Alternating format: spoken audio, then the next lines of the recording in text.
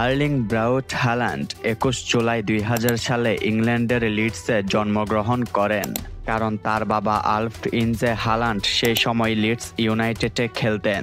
ছোটবেলায় তার পরিবার নরওয়ের ব্রাইনে ফিরে যায় এবং মাত্র ৫ বছর বয়সে সে স্থানীয় ব্রাইনে এফকে এর যুব একাডেমিতে যোগ দেয়। সে ছোট থেকেই নানা খেলায় আগ্রহী ছিল, শুধু ফুটবল নয়, হ্যান্ডবল, গলফ, অ্যাথলেটিক্স ইত্যাদিতেও পারদর্শী ছিল। ব্রাইনে তার প্রতিভা দ্রুত চোখে পড়ে। মাত্র ১৫ বছর বয়সে রিজার্ভ টিমে খেলতে শুরু করে এবং কিছুদিনের মধ্যেই প্রথম দলে সুযোগ পান।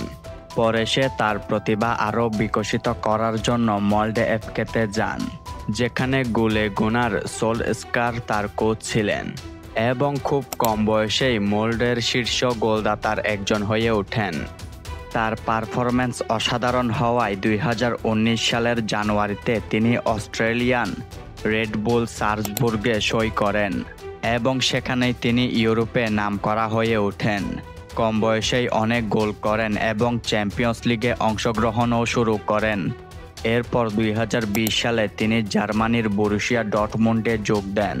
ডর্টমুন্ডে গিয়ে তার গতি, শক্তি ও গোল করার প্রবণতা পুরোপুরি মজবুত হয় এবং তিনি দ্রুত দলের কেন্দ্রীয় স্ট্রাইকার হয়ে ওঠেন।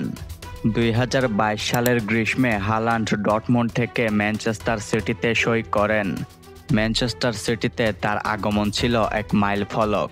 একটি দীর্ঘমেয়াদী চুক্তি করেছিলেন ২০৩৮ সাল পর্যন্ত।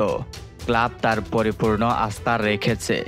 সেখানেও তিনি তার গোল মেশিনের পরিচিতি বজায় রাখেন এবং ক্লাবের গুরুত্বপূর্ণ শিরোপাগুলিতে অবদান রাখেন।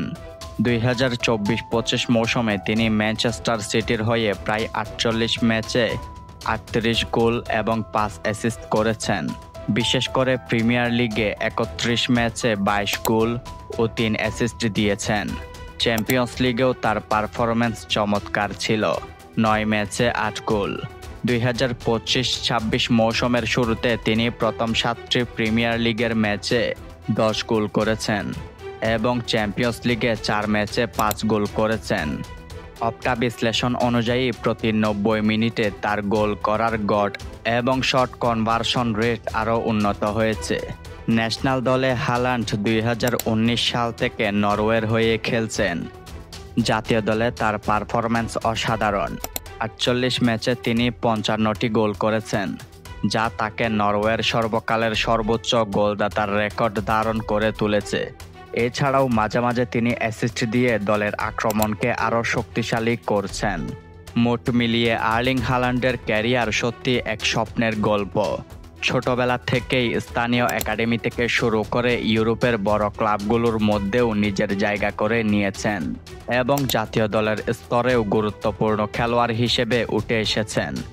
২০২৫ সালে ম্যানচেস্টার সিটি এবং নরওয়ের জন্য তার ধারাবাহিক পারফরম্যান্স দেখায় যে তিনি আগামী কয়েক বছর ধরে ফুটবলের বিশ্বে প্রভাবশালী থাকার পথে আছেন এবং তার ক্যারিয়ার আরও নতুন উচ্চতায় পৌঁছাতে চলেছে।